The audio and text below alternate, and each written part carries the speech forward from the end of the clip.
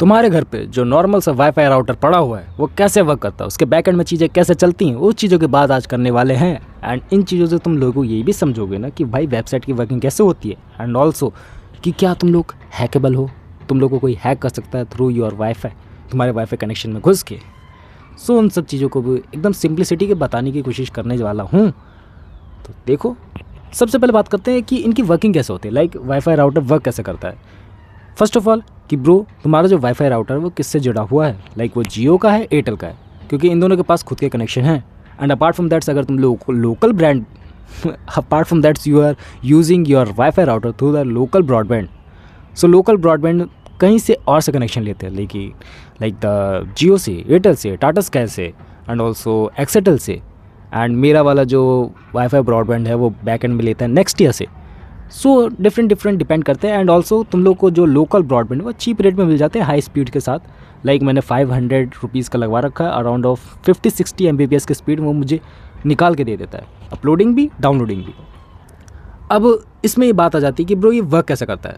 First of all thing कि तुम्हारा जो भी इंटरनेट है, तुम्हारा जो इंटरनेट उसकी एक यूनिक आइडेंटिटी रहती है, that's called the IP address. And तुम्हारा जो वाईफाई राउटर उसको एक unique identity IP address allot कर दिया जाता है।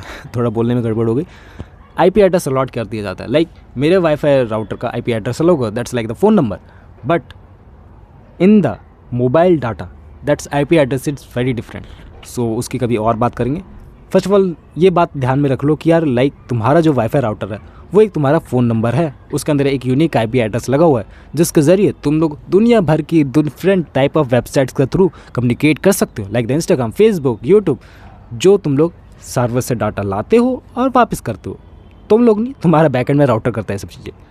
एंड जब उसको IP असाइन कर दी जाती है ना, सो उस IP के थ्रू तुम्हें ट्रेस करना भी बहुत ज़्यादा आसान है। उस IP के थ्रू तुम लोग ये भी पता लगा सकते हो कि तुम कौन से शहर में हो, तुम्हारा IP एड्रेस का लोकेलिटी कहाँ पर है। लाइक मैं दिल्ली में हूँ तो दिल्ली के अंदर कौन से एरिया में हूँ, ये सब चीज़ें वो IP एड्रेस कैरी करता है। एंड वो ये भी कैरी करता है कि कहाँ से यूज़र्स की इन्फॉर्मेशन आ रही है।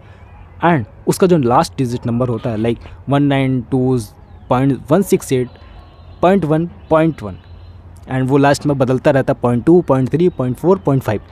वो लास्ट में इसलिए बदलता रहता है ना, बिकॉज तुम्हारे जो फ़ोन कनेक्ट होते हैं या फिर डिफरेंट टाइप ऑफ डिवाइसेस जो वाईफाई से कनेक्ट हो सकते हैं, वो जब कनेक्ट होते हैं रियली में तुम्हारे उसी वाईफाई राउटर से, तो तुम्हारा वाईफाई राउटर उन्हें एक IP असाइन कर देता है, दैट्स कॉल्ड सबनेट। एंड वो सब IP असाइन कर दी जाती है तुम्हारे डिफरेंट टाइप ऑफ फ़ोन्स को, PCs को, TV को, जिससे वो लोग भी इंटरनेट को एक्सेस कर पाएँ। क्योंकि वाईफाई राउटर एक्सेस करके क्या करेगा उन सब चीज़ों को, एट द एंड तुम्हें अपने मोबाइल में, PC में ये सब चीज़ें चलानी है ना।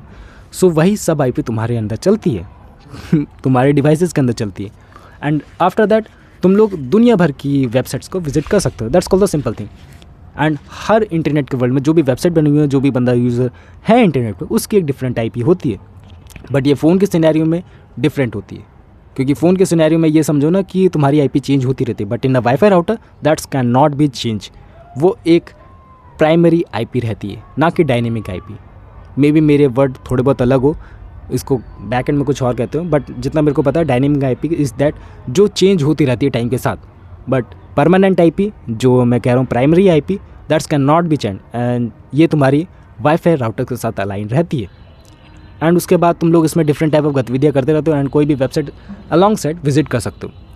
एंड तुम्हारी जो यूज़र रिक्वेस्ट है वो जाती है तारों के थ्रू, या ये पूरा अनलिमिटेड वैसा नहीं है कि हवा में तरंगे छोड़ी जा रही हैं एंड तुम्हारा वाईफाई कैप्चर कर लेती है। वो सब चीज़ें कैप्चर करती है, but capture that thing through the जो समुद्र के नीचे पाइपें लगी हुई हैं, एंड उन पाइपों के थ्रू सब चीज़ें तुम्हारे फ़ोन तक आ पाती है, तुम्हारे PC तक आ पाती है, तुम्हारे TV तक आ पाती है।